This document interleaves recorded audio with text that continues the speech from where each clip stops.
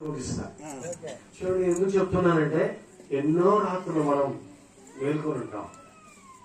మన నిజ జీవితం యొక్క మర్మం మనకి అర్థం కాకపోతే చాలా ఇబ్బంది ఎదుర్కోవాల్సి వస్తుంది. ఎందుకంటే ఈ కాలం ఎక్కడి దాకా వచ్చిందో, ఈ యుగం ఎక్కడి దాకా వచ్చిందో మనకు అర్థం కాకపోతే మన నడక తెలియదు.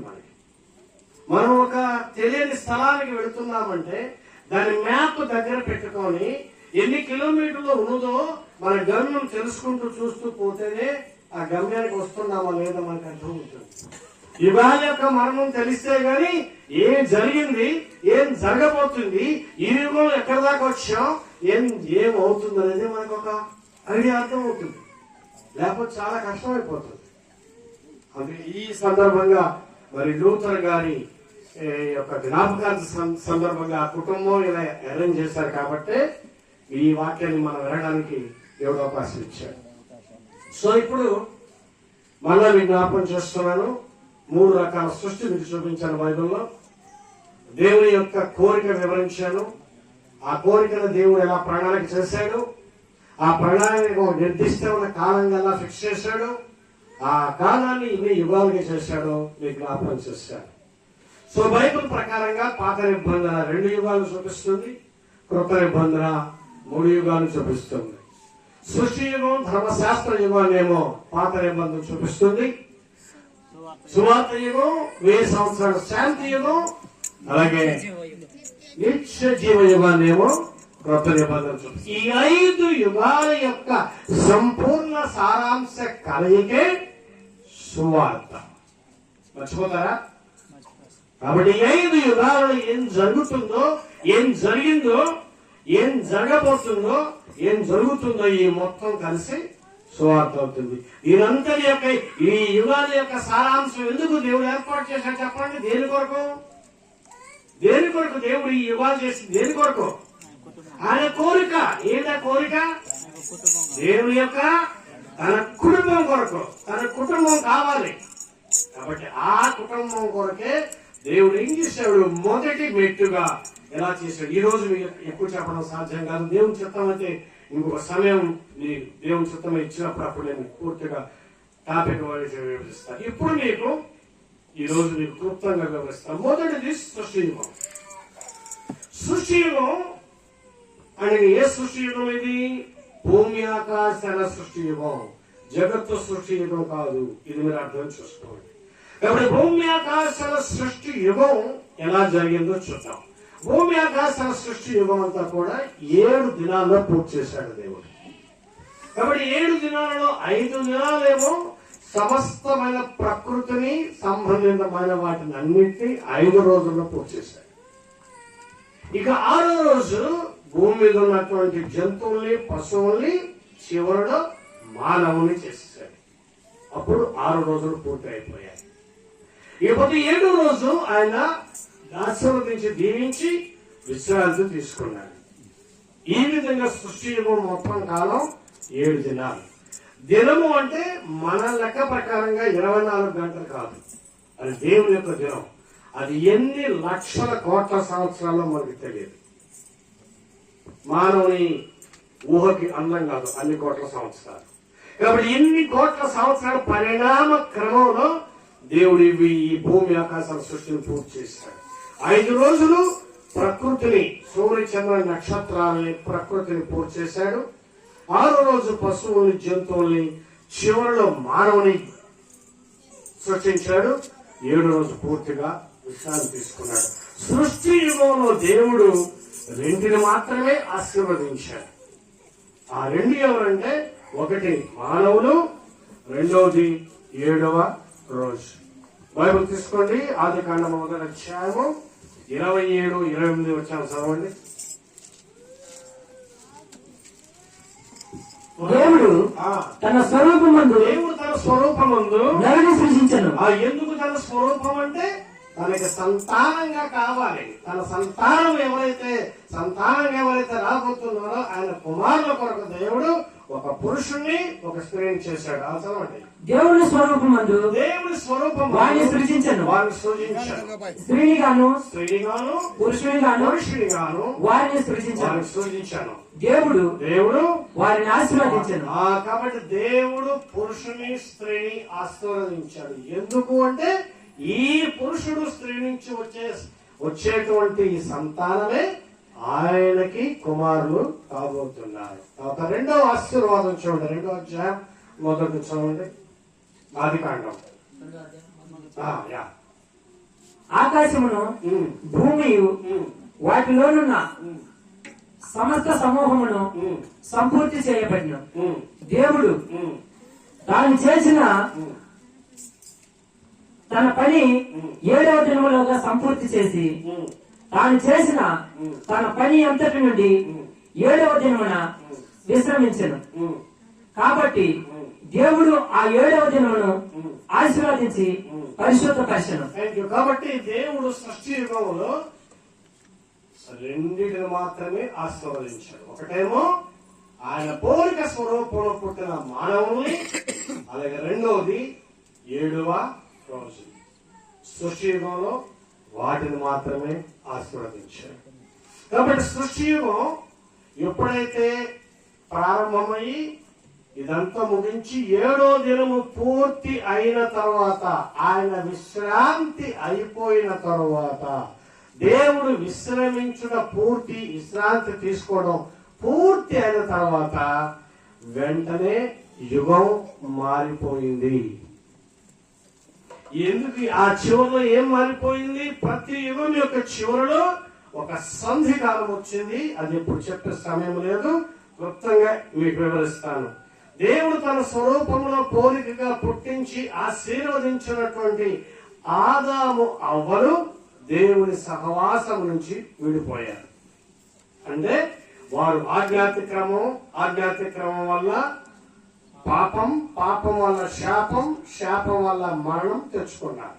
కాబట్టి మరణం పొందే మనుషుల్ని విడిచిపెట్టి తన సృష్టిని, ఆ యుగాన్ని ముగించి వేసి వారిని శపించి, భూమిని శపించి, అయితే వెళ్ళేటప్పుడు వారికి నిరీక్షణతో కూడిన వాగ్దానం చేసి ఆయన తిరిగి పరలోకానికి వెళ్ళిపోయాడు. ఆయన ఎప్పుడైతే పరలోకానికి వెళ్ళిపోయాడో కంప్లీట్ గా సృష్టి యుగం అంతా ఆగిపోయింది, ముగిసిపోయింది. ఇక సృష్టి యుగం ముగిసిపోయిన తర్వాత దేవుడు పరలోకానికి ఎక్కిపోయాడు. ఆదామవ్వలు పరదేశ యొక్క బయట లోకములో జీవిస్తున్నారు. అయితే బయటకు వచ్చేసరికి ఆదామవ్వలిద్దరే ఉన్నారు. శరీర సంబంధమైనటువంటి సాంప్రదాయం వారిలో ప్రవేశించింది. వారు భార్యాభర్తలు కలిసి బతకడం మొదలు పెట్టారు. వారికి 2 కుమారులు పుట్టారు. మొదటి కుమారుడు కయ్యను, రెండో కుమారుడు హేబెలు. కాబట్టి మొదటి మానవ కుటుంబం స్టార్ట్ అయింది. దేవుని స్వరూపంలో పుట్టిన వాళ్ళు ఆదామవ్వలు, వారు వేరు. వారి శరీరం నుంచి పుట్టినటువంటి సంతానము కయ్యను, హేబెలు. ఎప్పుడైతే కయ్యను, హేబెలు పుట్టి భూమి మీద బ్రతకడం ప్రారంభించారో అప్పటి నుంచి ధర్మశాస్త్ర యుగానికి పునాది పడింది. ఎందుకంటే కయ్యూను తన తమ్ముడైన హేబెలుతో కలిసి దేవునికి అర్పణ తెచ్చారు. నీకు తెలుసు స్టోరీ, నేను చెప్పాల్సిన అవసరం లేదు. దేవుడు కయ్యూను అర్పణ అంగీకరించలేదు. ఎప్పుడైతే దేవుడు కయ్యూని అర్పణ అంగీకరించలేదో అప్పుడు దేవుడు కయ్యూనుతో మాట్లాడటం మొదలుపెట్టాడు. కాబట్టి అప్పటి నుంచి ధర్మశాస్త్ర యుగానికి సంబంధించిన ధర్మాన్ని దేవుడు మొదటిసారిగా మనుషులకి చెప్పటం మొదలు పెట్టాడు. ఎవరితో మొదలు పెట్టాడు? కయ్యూనుతో మొదలు పెట్టాడు. తీసుకోండి, ఆదికాండము 4వ అధ్యాయము 5వ వచనం. కయ్యూనును అతని అర్పణను, స్లో ఇది బైబుల్ చదువుతుంది నేను. కయ్యూనును అతని అర్పణను ఆయన లక్ష్య పెట్టలేదు.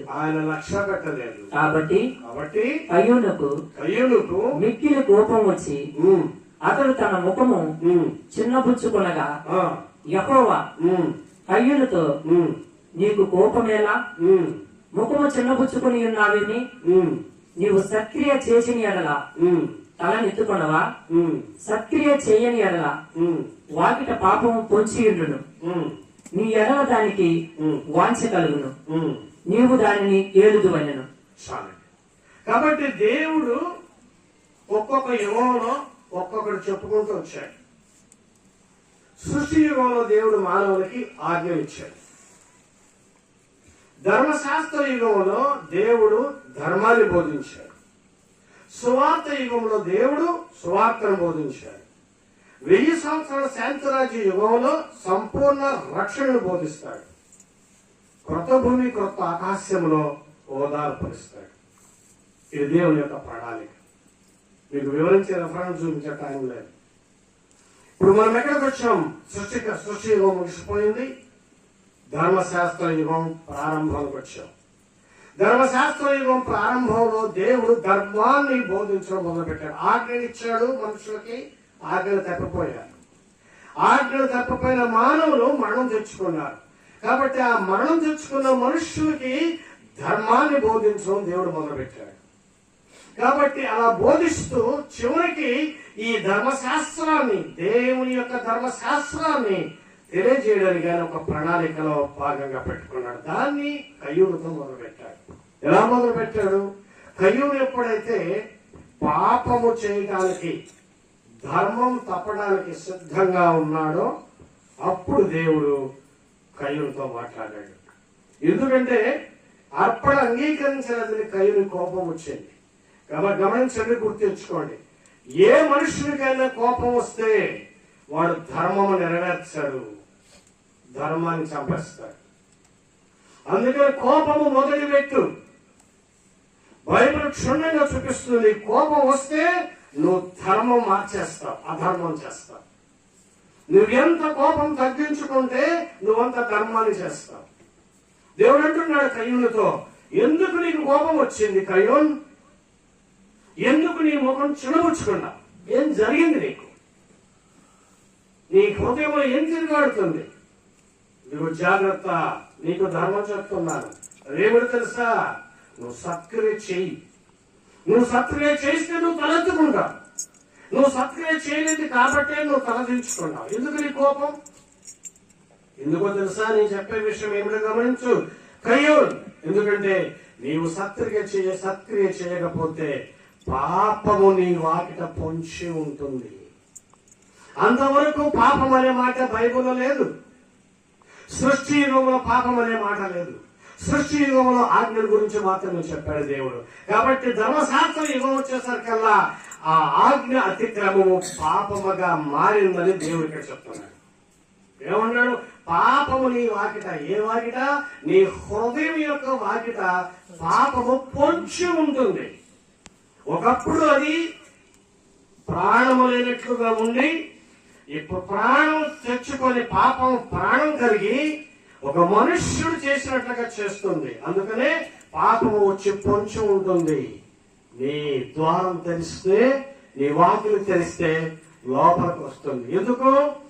ఆ పాపం నీ మీద వాంఛ కలిగి ఉంటుంది. పాపానికి కోరిక పుడుతుంది నీ మీద.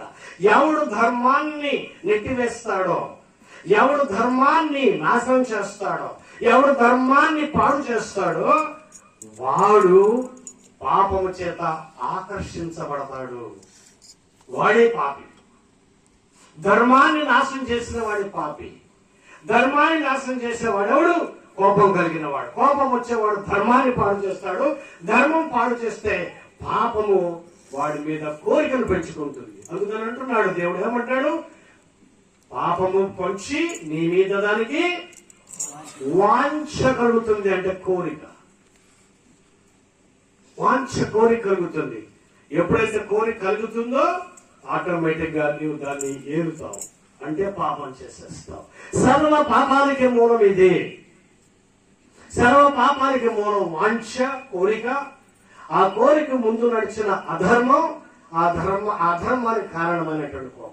నువ్వెంత కోపాన్ని నడుచుకుంటే అధర్మం కాకుండా ఉంటావు. నువ్వెంత ధర్మంగా ఉంటే పాపం నీ వద్దకు రాదు. పాపం నీ వద్దకు రాకపోతే నువ్వు పాపిగా నువ్వు మానవు. ఇది దేవుడు స్వయంగా కయ్యూనికి చెప్పినటువంటి విషయం. ఇక ఆ తర్వాత దేవుడు మనుషులకి ధర్మాన్ని బోధించడం కొరకు, ఆ ధర్మాన్ని ఒక శాస్త్రంగా పెట్టి బోధించడం కొరకు ఒక జనాంగాన్ని కావాలని దేవుడు ప్రణాళిక పెట్టుకున్నాడు. ఆ జనాంగమే ఇశ్రాయేలీయులు. ఆ ఇశ్రాయేల్ అనేటువంటి ఆ జనం రావడానికి వారికి ఒక విశ్వాసం కలిగినటువంటి ఒక మూల పురుషుని ఏర్పాటు చేసుకుని అబ్రహాం అనే నీతిమంతుడిని పెట్టుకొని ఆయన ద్వారా ఇస్సాకుని, ఇస్సాకు ద్వారా యాకోబుని, యాకోబు ద్వారా యేసేపుని, ఇలా ఆయన ప్రణాళిక కొనసాగిస్తూ వచ్చాడు. తర్వాత యాకోబుకు పుట్టిన 12 మందిని ఇశ్రాయేల్ని ఏర్పాటు చేసుకుని ఆ తర్వాత మనం ప్రణాళిక మనం చూసినట్లయితే ఏ విధంగా దేవుడు వాగ్దానం చేసిన ప్రకారంగా వారినందరినీ బానిసలుగా పెంచి, లక్షల మందిని పెంచి, ఎక్కడ ఐగుప్తులు పెంచి వారిని బానిసలుగా ఉంచి 430 సంవత్సరాలను వాళ్ళు అనేక శ్రమను అనుభవించిన తర్వాత 3 రోజుల వారి కానాను ప్రయాణాన్ని 40 సంవత్సరాలు చేశాడు దేవుడు. ఎందుకు?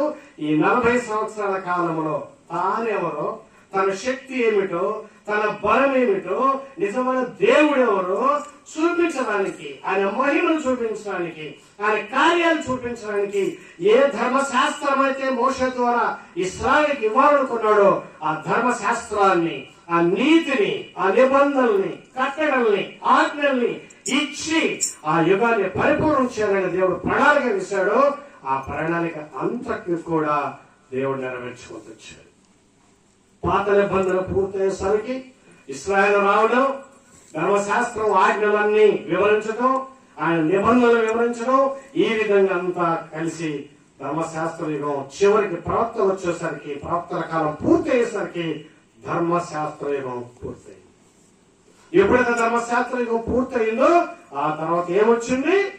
సువార్త యుగం. అందుకనే అపోస్తలుడు పౌలు ఒక్కడే చివరి వచనం చూపిస్తారు. గలతీయులకు రాసిన పత్రిక 4వ అధ్యాయం చేయండి.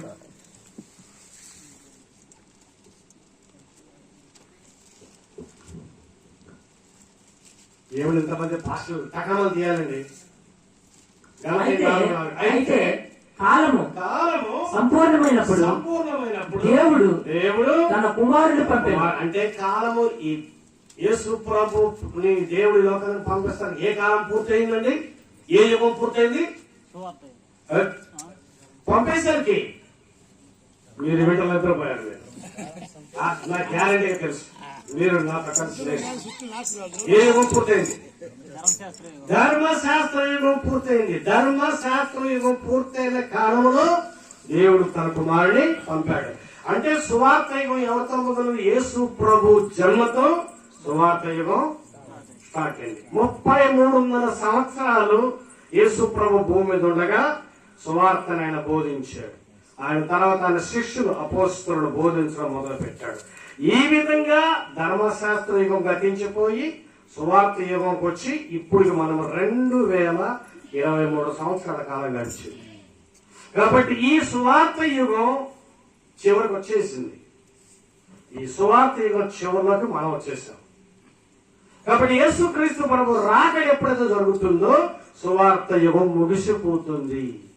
కాబట్టి ఈ యుగం ముగిసిపోయే సమయంలో ఏం జరుగుతుందో బైబిల్ మీకు అంతా క్షుణ్ణంగా చెప్తుంది. కానీ ఎప్పుడు చెప్పడం సాధ్యం కాదు. మరలా ఇంకొక 3 గంటల మీరు వెలుగు ఉంటేనే చెప్పగలరు. సో అందుకని ఏమండి స్వంతంతో ఇంట్లో ఆపేస్తాను,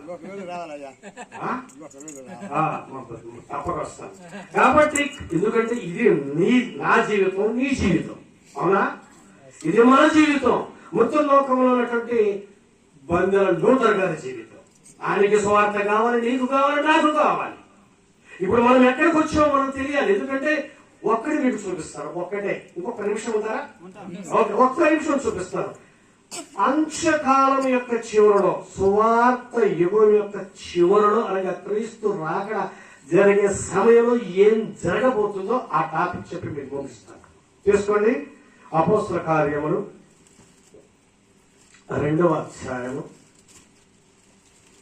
16 నుంచి 20 శ్లోకం. అద్భుతమైనటువంటి విషయాలు చెప్పబడ్డాయి. 2వ అధ్యాయము 16 నుంచి 20. యోవేలు రక్తము ద్వారా యోవేలు మైక్ మైక్ తాగేసి. మైక్ పడి ఈ మైక్. యోవేలు ప్రవక్త ద్వారా చూడండి, జాగ్రత్త చూడండి. యోవేలు ప్రవక్త ద్వారా ఒక్క నిమిషం నాన్న. పాత నిబంధన గ్రంథంలో అద్భుతమైనటువంటి ప్రవక్తలు ఉన్నారు. మరి మీ సేవకులు మీకు బోధిస్తున్నారో లేదో నాకు తెలియదు. ఒక్కొక్క ప్రవక్త ఈ యుగాల గురించి ఒక్కొక్క సంగతి చెప్పాడు. అయితే సువార్త యుగము యొక్క ఆఖరి సంగతులన్నీ, సువార్త యుగం ప్రారంభం, సువార్త యుగం యొక్క ముగింపుని గురించి ప్రవక్త యోవేలు అద్భుతంగా చెప్పాడు. కాబట్టి ఈ మాటల్ని యేసు ప్రభు శిష్యుడైన అపోస్తలుడు పేతురు ఆనాటి యెరూషలేము సంఘానికి వివరిస్తూ ఈ మర్మం చెప్తున్నాడు. యోవేలు చదవండి. యోవేలు ప్రవక్త ద్వారా యోవేలు ప్రవక్త ద్వారా చెప్పబడిన సంగతి ఇదే. చెప్పబడిన సంగతి ఇదే. ఏమనగా ఏమనగా అంత్యదినముల యందు, ఏ దినముల్లో? అంత్యదినముల యందు. చెప్పండి అందరూ, నిద్రపో చెప్పండి గట్టిగా. అంత్య దినములందు నేను మనుషులందరి మీద, మనుషులందరూ ఎవరి మీద? మనుషులందరి మీద, కులం మీదనా? అందరి మీద, కులం మీదనా? కాదు. మతం మీదనా? ఏం మాట్లాడరు? కులం మీదనా?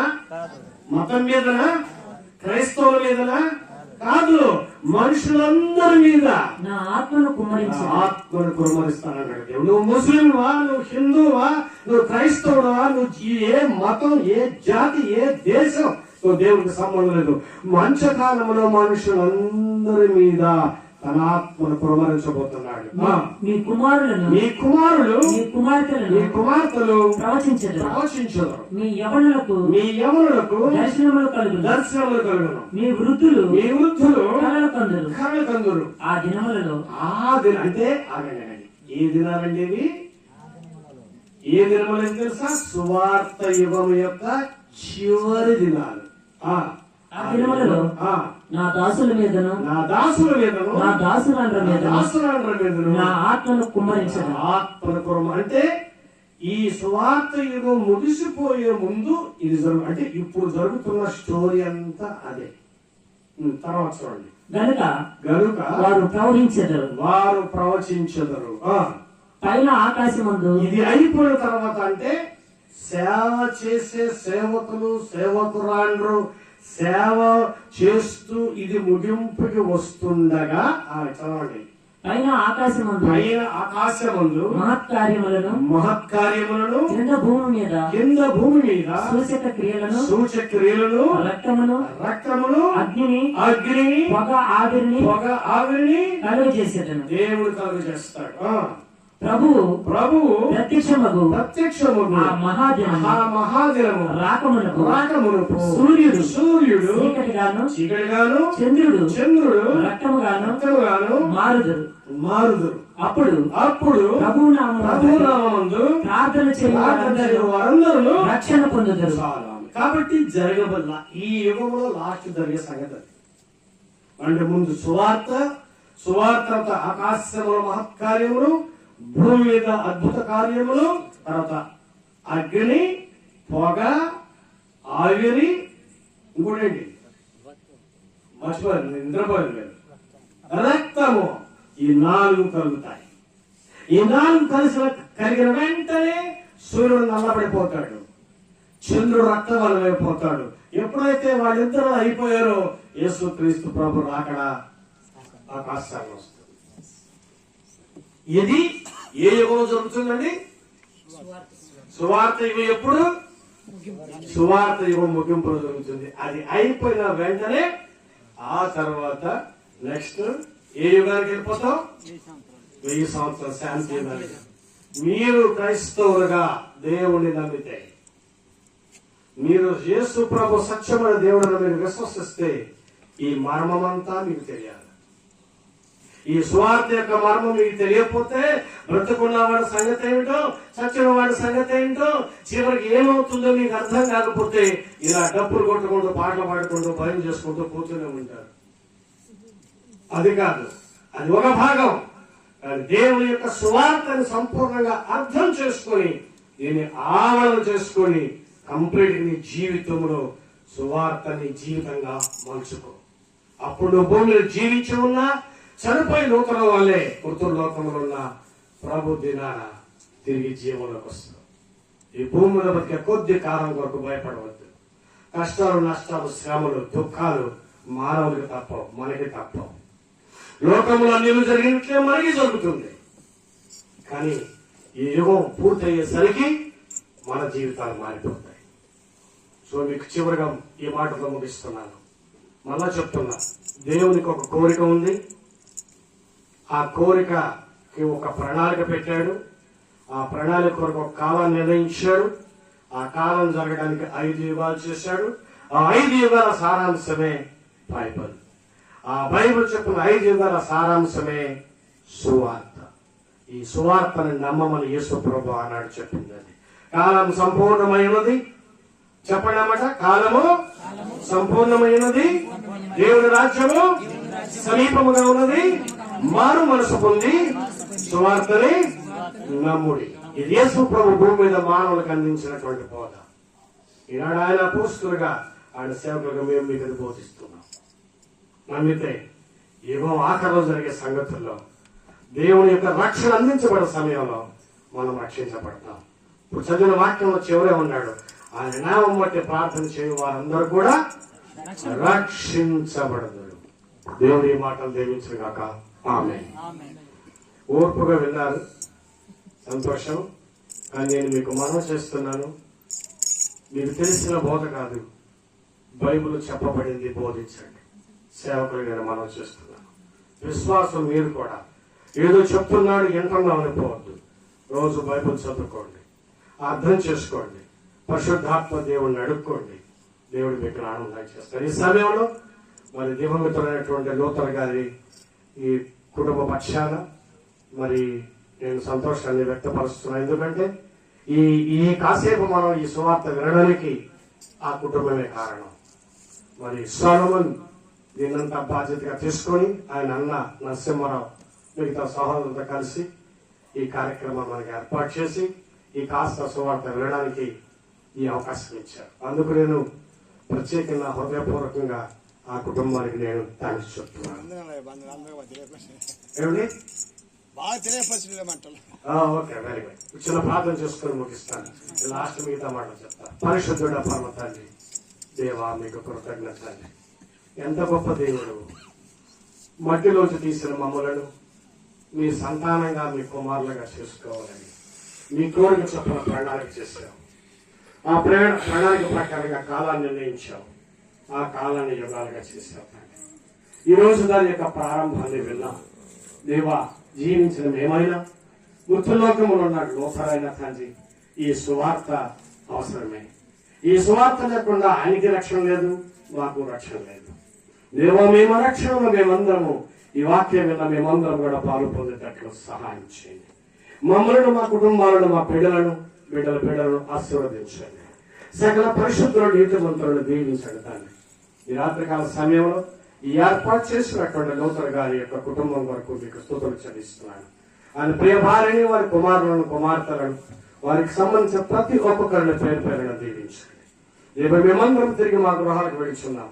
మార్గంలో మీ దూతలు ఉంచండి. తిరిగి మళ్ళా మేము కలుసుకునేంత వరకు మీ కృప చూపమని ఈ మనవులు మా ప్రభు అయిన యేసుక్రీస్తు నామమున అడుగుచున్నాము. ఆమేన్.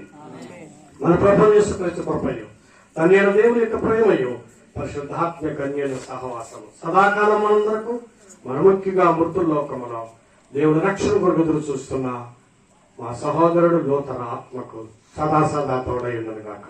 ఆమేన్. అందరం కలిసి నీవు చేసే ఉపకారాలకు ఒక వచనం పాడి నేను మీ దృష్టి గారికి ఇస్తాను.